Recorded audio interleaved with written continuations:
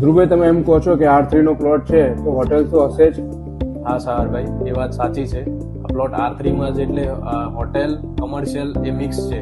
પણ જ્યારે હોટેલ અને કોમર્શિયલ મિક્સ હોય તો એનું અમે પ્લાનિંગ જ એવી રીતના રાખ્યું છે કે જે અમારો સાઈડનો રોડ પડે છે, 2 રોડ કોર્નરની જે મેં તમને વાત કરી, તો એની અંદર એક ટીપી રોડ જે છે સાઈડનો, એની ઉપરથી હોટેલનો એક્સેસ છે. ગ્રાઉન્ડ ફ્લોર ઉપરથી જ્યારે ઇન થાય તો એનું ડિરેક્ટલી કનેક્ટિવિટી ઓપન થાય છે 11th ફ્લોર ઉપર. એ જે 11th થી 18th ફ્લોર છે એ સ્પેસિફિક હોટેલને ડેડિકેટ અમે લોકોએ કર્યા છે.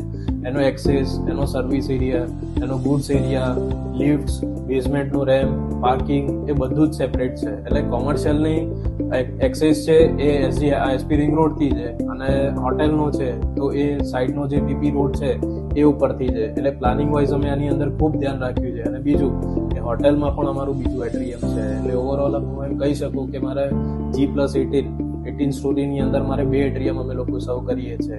અને જ્યારે એટ્રિયમ હોય તો એક લેવિશ તો ફીલ થાય જ, અને એની સાથે કે એક પ્રીમિયમ કમર્શિયલ પ્રોજેક્ટનું પણ તમને એક ફીલ આવે.